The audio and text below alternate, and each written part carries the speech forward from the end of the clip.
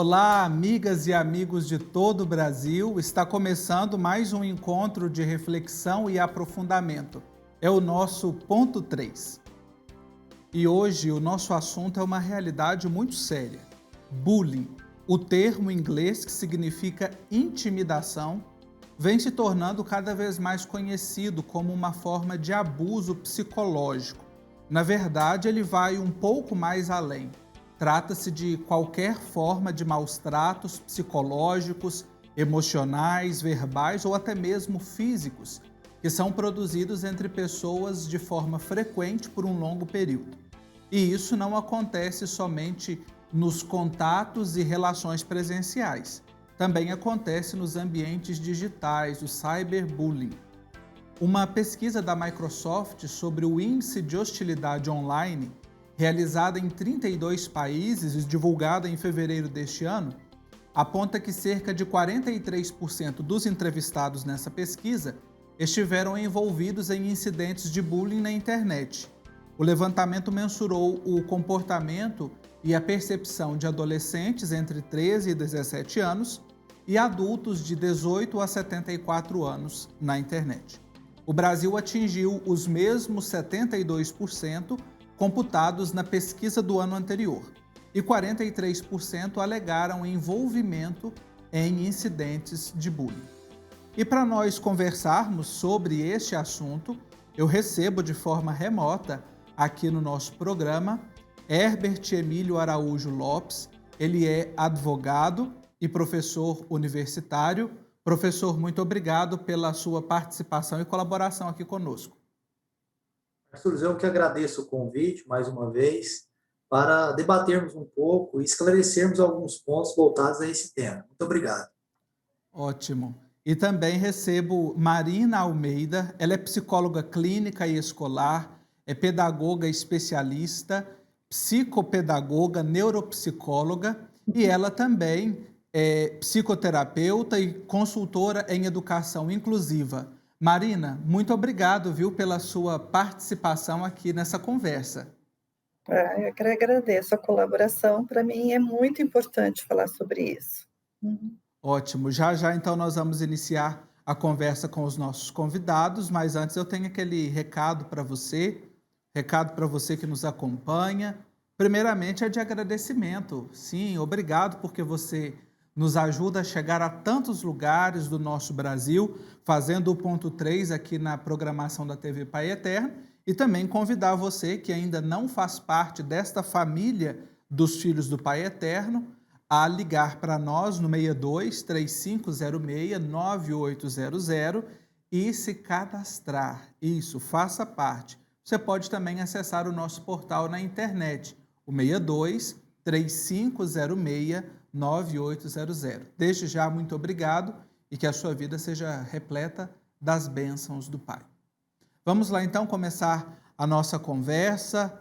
Bullying, cyberbullying, as consequências, né? Esses termos que, embora sejam termos ingleses que nós trazemos para a nossa realidade, estão aí marcando, né, com um contingente bastante alto a vida dos brasileiros. Eu gostaria de começar então com a participação, a colaboração da Marina sobre quais efeitos, né? Eu já disse um pouquinho também na introdução do que é o bullying, mas acho que é importante também alargar essa compreensão e quais os efeitos que ele causa na vida daqueles que sofrem. Então, primeiro eu acho que assim, vamos ter que conceitualizar, porque a gente está com o empréstimo, né, da língua do bully. Né? Bully vem do inglês, quer dizer valentão. Então, bullying é o ato da valentia. Né? Nós não conseguimos traduzir, de fato, né, o tamanho da proporção que representa essa condição idiomática. Os primeiros estudos vieram da Noruega, né? E, ao longo dos anos, todos os países começaram a considerar isso como um fenômeno comportamental abusivo. Então, é um ato de infligir ao outro sofrimento físico ou emocional, né? De uma forma aparentemente sem motivo. Só que, na realidade, o motivo está exatamente na pessoa que inflige o bullying ao outro, né? Porque é como um mecanismo de projeção, né? Eu vou atacar um aspecto da personalidade, um aspecto cultural, pode ser a etnia, pode ser uma deficiência ou uma competência, como beleza, inteligência, né, sucesso. Não são só os aspectos que não são aprovados socialmente, mas aspectos também, às vezes, invejados, né? Condição da mulher, né? Então, tem uma sequência de comportamentos que vão desde uma humilhação, né, a um ataque de uma ofensa direta, né, na escola, e que é o fenômeno mais colocado e visto, né, com grupos de adolescentes, geralmente o ato de fazer o bullying, né, ele nunca vem sozinho, né, geralmente ele está junto, né, porque tem o efeito que a gente chama de reproduzir o comportamento do modelo de quem começa a atacar o outro, né? Então, este efeito de reprodução de comportamento, que é o perigo para o bullying, né? Quando começa é um efeito em cadeia que começa o ataque, né? No ciberbullying, a gente vai ver isso também, só que nós vamos ter algumas diferenças de um ataque na realidade para um ataque online. Então, como é que funciona offline e como é que funciona online? Offline, né, eu tenho um grupo de adolescentes que vão, por algum motivo, começar a fazer um ataque a uma condição religiosa, já que a gente está no canal religioso. Então, essa forma, né, desrespeitosa começa com apelidos, né, diminuir aquela pessoa por uma condição dela acreditar numa doutrina, numa fé, num comportamento religioso, e aquilo começa a se tornar insistentemente, né, de uma forma frequente, levando a pessoa a começar a ter dúvidas em relação àquilo. Como ela é uma pessoa mais frágil, geralmente, né, o ataque geralmente vem para alguém que está numa condição mais de fragilidade emocional, mais tímido, por exemplo, né? Uhum. Então, esses ataques frequentes começam a rebaixar a autoestima, né? A pessoa ter dúvidas em relação ao que ela acredita, né? A se isolar socialmente, né? Nós não temos ainda, né, infelizmente, na maioria das escolas e às vezes nas próprias famílias, o que a gente chama de situação protetiva, né? Aonde tem um adulto que aquele adolescente ou que aquela criança possa confiar e contar, porque geralmente não é levado muito a sério. Que isso? Não leva a sério, não é uma brincadeira, tá zoando você é muito milindroso ou milindrosa, né? A diferença é a intensidade e a frequência, né? Ou de uma brincadeira, né? E de uma intensidade para, de fato, destituir você daquele lugar de uma forma desrespeitosa e violenta. Uhum. Então, esse é o bullying que a gente considera o real. O ciberbullying é diferente, porque ele é um pouco pior, porque existe a proteção do anonimato, né? Também anonimato aí, porque na maioria das vezes, né, há um rastreio do ID, né? Hoje a gente já tem mecanismos aqui no Brasil de denúncia, como o Safety Net, né, que você pode denunciar os seus ataques ciberbullying, né? E é rastreado o ID desse computador até a localização. Temos também na Polícia Federal hoje, acho que o doutor pode até esclarecer depois outros dispositivos de direitos. Então, no ciberbullying, os ataques são muito mais intensivos, porque eu estou na condição de anônimo, né? E quando eu estou na condição de anônimo, eu posso ir até a minha barbárie humana, né? Porque é como se eu tivesse liberado de qualquer filtro moral, e ético, né? Então, lá é a terra de ninguém, né? A gente diz que a internet é a terra de ninguém, exatamente porque as pulsões mais primitivas ficam que meio que autorizadas eu fazer qualquer coisa, mesmo que Uhum. seja, de alguma forma, cruel, né? E cruel, esse cruel bem do tipo bárbaro, né? Que nos assombra nas atitudes quando a gente se aproxima desses fenômenos que têm acontecido, né? Como os fenômenos dos ataques de ódio, por exemplo. Sim. Você trouxe diversos elementos importantíssimos aqui para a gente começar a nossa reflexão, aprofundamento, né? Entendendo primeiramente esse fenômeno, e já nos deu aqui também o link para a gente ter a participação do professor Herbert, que é exatamente que dispositivos legais nós contamos, né? A Marina trouxe também aí um fenômeno protetivo, né? Ou seja, daquelas pessoas que estão por perto, seja da família, um aconselhamento terapêutico, as relações, mas também tem aquilo que precisa ser visto do ponto de vista legal, né? O que nós podemos trazer do direito, né, da lei, para essa realidade do bullying? Bom, Marcos, conforme a professora Marina falou, é uma situação que me chama muito a atenção, a realidade que o digital tem adentrado na seara jurídica, na seara do direito. Quando nós debatemos esse tema, a priori, o bullying, achei interessante o conceito que a professora trouxe, a questão de significar o valentão. Quando nós levamos ao campo do cyberbullying, ali estoua-se essa situação de valentão, porque na realidade o que ocorre é uma covardia. Ele entende que aquele campo da internet é um campo de anonimato e que ali não teria, então, sanções, que o Estado não alcançaria com o seu poder jurisdicional, então, alguma sanção, o que a gente entende como uma questão tipificada no Código Penal. É interessante nós fazermos uma análise dessa situação com base no que ocorreu no Brasil com a Carolina Dickmann, que ficou conhecido depois, posteriormente, na lei em 2012, como Lei Carolina Dickmann, que foi justamente estabelecer um aumento, não é, no Código Penal referente às situações de crimes informáticos, crimes digitais. Com isso, o Brasil ele adentrou numa nova era, na era digital, e não adianta nada, pensamos, fazer uma legislação se não tiver eficiência. Ela vai alcançar a proteção realmente ao seu cidadão? A partir dessa situação, novos paradigmas, então, foram trazidos.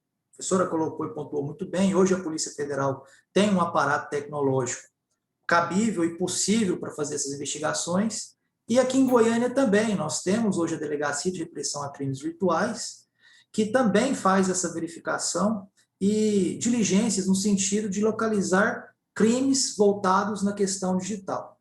O interessante é que quando abordamos esse tema cyberbullying, me vem à cabeça pelo menos 3 situações. A primeira delas, até numa fala do governador Ronaldo Caiado do estado de Goiás, ele falou, no ano passado, se não me falha a memória, ele trouxe ali uma palavra dos haters, né, aquelas pessoas que carregam ódio, e ele trouxe uma expressão bem interessante, ele falou assim, essas pessoas ficam no seu biombo, né, dentro dessa situação que eles tentam, através de um ato clandestino, né, proferir palavras de baixo calão e várias outras situações. Então, vem essa primeira situação dos haters. Outra situação que ocorre no campo digital, que pode ser tipificado como uma questão criminal, também seria a questão do revenge porn, né, a vingança pornográfica, em que casais finalizam ali o seu relacionamento e aquele material íntimo, muitas vezes, é disponibilizado a terceiros. O caso da Carolina Dickmann, em específico, ocorreu isso. Ela tinha algumas fotos íntimas e, se não me falha a memória, no caso em específico, ela levou o seu computador para uma verificação e ali houve, né, a questão de disponibilização daquela imagem íntima dela. Então, a priori, nós pensávamos que, realmente, antes dessa legislação, não tínhamos uma tipificação penal para esses casos. Hoje nós temos. Hoje eu digo com certeza a vocês que a internet não é mais um campo sem lei, uma terra sem lei. Pelo contrário, hoje, com o avanço da tecnologia no Brasil, nós temos sanções e temos meios eficazes para a proteção do cidadão também no meio digital. Não adiantaria nada, como eu falei para vocês, se tivéssemos apenas a legislação sem os meios para alcançar essa finalidade. E outro tema também que me chama a atenção dentro dessa questão, das práticas de cyberbullying, muitas vezes também é a questão do sexo, né? Aquela questão ou até a questão da deepfake, em que a deepfake tem até um aplicativo que está fazendo sucesso agora no meio adolescente. Eu até recebi recentemente no meu aniversário uma postagem desse sentido de um amigo que ele me fez. É um aplicativo que se chama Wombo. Ele pega uma foto sua e ali ele transforma numa imagem, num vídeo. Eu achei muito engraçado que ele me colocou cantando uma música, acho que lá Macarena, não lembro. Eu falei assim, rapaz, eu nem presto para cantar. Né? Mas aquela situação, a gente pensa, isso aqui tudo bem, é usado por uma questão positiva, legal. Eu falei, que bom, ganhei este presente. Mas e quando nós pegamos a imagem da pessoa e com o uso de inteligência artificial, se joga para uma questão que pode trazer uma vergonha? Por exemplo, o que ocorreu nos Estados Unidos e tem ocorrido. Eles têm pegado figuras e fotos de algumas pessoas famosas, ou até figuras públicas, e ali lançado em imagem de cunho sexual, em questões pornográficas. Isso é uma deepfake. Tem meios hoje para coibir essa situação? Sim, nós temos meios hoje para coibir essas situações, tanto que já tem, né, empresas voltadas a essa proteção também, né, das deepfakes. Então, são várias questões que, embora pensamos que a internet veio para trazer novas possibilidades, novas fronteiras, tanto é que nós estamos sendo entrevistados, eu estou aqui na minha casa, a professora não sei se está na casa dela, então, de forma remota, isso é um avanço. Então, é bem interessante isso. Sim. E veja, nós trazemos aqui uma realidade que veio, primeiramente, do ambiente físico, das relações sociais, e que depois ela foi deslocada. É interessante que o professor coloca essa mudança, né? A valentia, o valentão, que a professora Marina abordou, né? Do que significa, e que depois se transforma, né? No inverso, que é o da covardia, especialmente nesse tempo de pandemia em que a gente está fazendo 90% das nossas coisas de maneira digital, no online, né? Algumas a gente ainda precisa, como, por exemplo, ir ao supermercado, porque não dá para comer ainda pela internet, pelo celular, né? Eu queria a colaboração da professora Marina diante de um ponto, de um fato. Quando nós damos uma busca na internet, geralmente nós encontramos esse fenômeno de bullying muito associado a crianças e adolescentes e ao processo, à fase de escolarização, de educação. Na pesquisa que eu mencionei no início, que é uma pesquisa da Microsoft, fala-se também de um índice de pessoas adultas. Há uma maior incidência em determinada faixa etária de bullying e também de cyberbullying? E eu não tenho as pesquisas atuais, né? O que eu percebo, pelo menos assim na minha experiência e nas questões de evidências atuais, é que ainda o grupo de adolescentes são os mais afetados e que têm mais comportamentos desta natureza. Nos adultos, a gente está vendo de um tempo para cá, né, com um foco um pouco diferente do que é do mundo mais do jovem, né?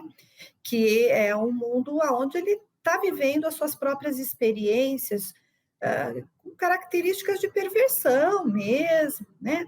O que vai fazer desse jovem mais adoecido e mais dentro de uma saúde emocional, né? É como ele está lidando com todas essas transformações, né? Dentro da estrutura dele de personalidade. É diferente de um ato adulto que tem uma intencionalidade, né? No começo, começa para o jovem, é tudo meio que uma brincadeira, até que ele arruma um grupo, né? Que faz essa aderência, né? Porque em grupo nós temos uma tendência a se tornar mais fortes, a gente se permite fazer coisas as quais nós não faríamos se estivéssemos sozinhos. Então, eu talvez não atearia fogo num índio se eu estou sozinha, mas se eu estou em grupo, o grupo me fortalece a fazer algo do perverso. Isso é um fenômeno, né? O Freud já falava em a psicologia das massas e análise do ego, né? O grupo fortalece essa condição de percepção e você faz o ato. No adulto, você não vê muito esse tipo de atitude, mas algo intencional, ligado à sexualidade, à vingança, a um tipo de retaliação ou perseguição, né? Então, é um ato que é mais dirigido, é mais pensado, né? Enquanto os adolescentes começam com algo meio de experiência. Vamos ver como é que ele vai ficar zoando que ele é verde, né? Será que ele vai gostar? Se percebe que aquilo, né, sensibiliza aquela pessoa, e aí começa o nível de frequência e intensidade, né? Uhum. Então, a gente tem que entender que essa dinâmica, ambas as partes estão adoecidas. Tanto a vítima, que está fragilizada e é objeto do bullying, e como quem é o abusador. Na realidade, não existe fracos e fortes. Na realidade, é um comportamento que aquele ser humano está adoecido, né? A origem da palavra vem do valentão, mas assim, esse valentão, a gente faz essa tradução, mas assim, é como se fosse uma força que eu estou colocando em cima do outro como um poder, né? Não na valência de eu sou tal e por isso. Não, não é isso. É uma briga de poder, né? É uma relação que a gente chama vertical, onde eu acredito que eu possa ter um tipo de superioridade em relação ao outro ser humano. Esta é a lógica do bullying. Uhum. Né? Então, assim, você não ficou comigo, né, no mundo adulto, ou eu me separei de você, e como é que eu vou lidar com essa dor, com essa separação? Eu vou por um mecanismo de me vingar, de te expor, de te retalhar, né? Eu invado o teu computador, atos também de invadir, né? Molestar, não é só jogar as fotos na internet, ou destituí-las, manipulá-las, né? Todo ato que invade o outro é um ato onde eu estou me colocando numa posição, né, de superioridade e invadindo o seu espaço. Uhum. Olha aí que é importante a gente perceber, né, esses elementos que distinguem também os comportamentos, né, nas diversas fases da vida, conforme a professora Marina traz para nós. Professora Herbert, diante dessa realidade, né, que nós estamos refletindo aqui e pensando já também nos nossos processos de sociabilidade, né? Nós somos seres sociais. Que medidas devem ser adotadas para que esses atos, né, sejam evitados? O melhor é que eles fossem exterminados, mas pelo menos evitados. Que medidas nós podemos tomar? Bom, no primeiro momento, o brasileiro tem a mania de pensar tão somente na questão da legislação, como penalidade. Tem uma lei que criminaliza, ou tem uma lei que tipifica isso enquanto crime. Na realidade, eu acho tão importante a lei, tão importante quanto a lei, a questão de campanhas de conscientização e política pública, não é? Campanhas de política pública ao uso consciente de internet, ao uso consciente de redes sociais, ao uso consciente de aplicativos e também é porque o Estado sempre pensou na situação que, por meio da coercitividade, inibe os crimes. Se tem uma pena, obviamente, então, nós teremos aí diminuição da questão do crime. Eu sempre faço essa análise em sala de aula com os meus alunos, que dependendo do tamanho da pena, do crime, o criminoso ele faz uma análise econômica. Ele faz uma análise econômica. Como assim? Se ele está disposto a cometer aquele crime, independente do tempo, ele vai fazer. Então, é o que eu falo, realmente basta a legislação para inibir essa situação?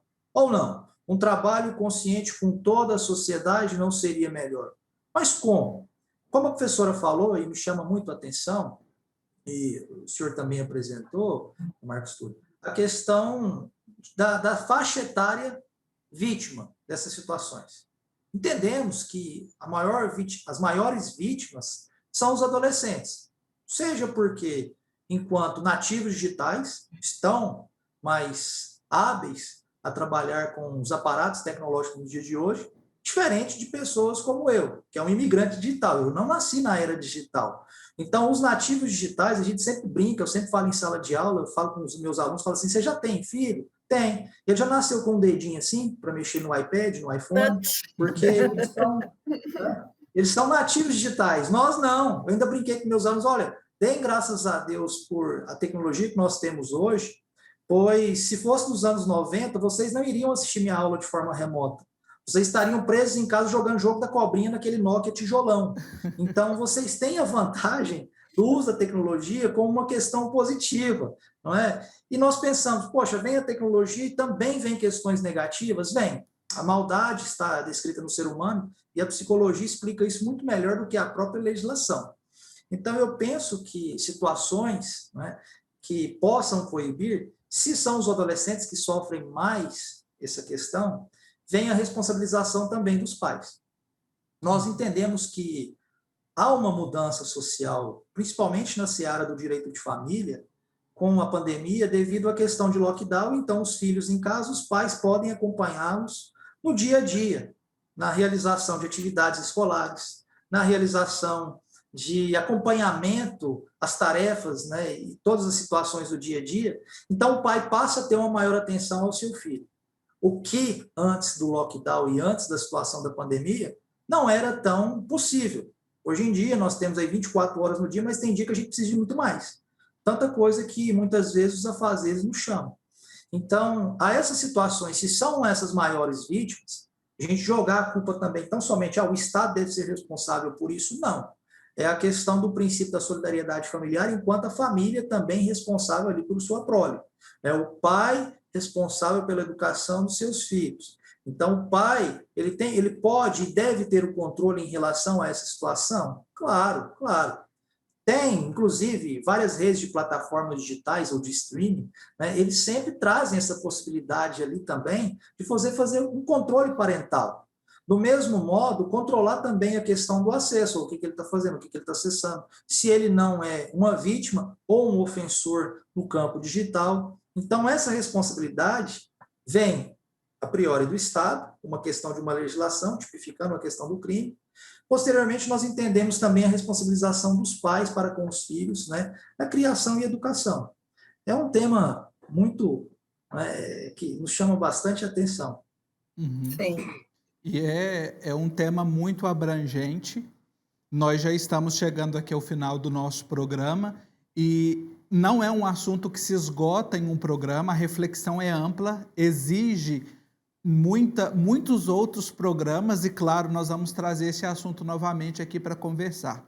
Eu gostaria já de fazer aquelas pontuações típicas aqui do nosso ponto 3, fazendo a conclusão a partir da fala dessa partilha tão rica dos nossos convidados, a professora Marina, o professor Herbert. Bullying, o valentão que se coloca diante de alguém, aquele que está ali para provocar, para inibir. No cyberbullying, no mundo digital em que muitos de nós estamos inseridos, não é o valentão, é o covarde que se esconde, que aproveita dessa situação. Como melhorar essa situação? Que caminhos? Precisamos de políticas públicas, precisamos de conscientização, precisamos de acolhida. Os nossos adolescentes, as crianças, os nossos adultos, os nossos idosos, sejam eles as vítimas que sofrem muito, que têm a sua vida, a sua rotina afetada. E é sempre preciso olhar com esperança, olhar para fatos como esse, como situações, realidades e trazer esperança para o nosso cotidiano. Para quem passa pelo processo de educação, pelo processo de escolarização, nós temos um elemento muito importante para nos ajudar. E para isso eu trouxe um pensamento do escritor Walter Ugumãe em um artigo chamado Autobiografia Imaginária. Ele fala dessa realidade escolar porque ele se via como professor quando era criança. Olha o que nos diz Walter Ugumãe. Nas escolas reside a esperança toda de que um dia o mundo seja um condomínio de gente bem formada, apaziguada com a sua condição mortal, mas esforçada para se transcender no alcance da felicidade. E a felicidade, disso já sabemos todos, não é individual, é obrigatoriamente uma conquista para um coletivo, porque sozinhos, por natureza, andam os destituídos de afeto. Nós fazemos parte desta grande comunidade, desta sociedade. Agradecendo a participação, a presença, mesmo que digital, mas a presença e a reflexão da professora Marina Almeida, ela que é psicóloga clínica escolar e que trouxe aí elementos importantes para a nossa reflexão, e também do professor Herbert Emílio Araújo Lopes, advogado, professor universitário. Muito obrigado pela participação e eu me despeço de você, mas com o nosso próximo encontro já marcado. Até lá!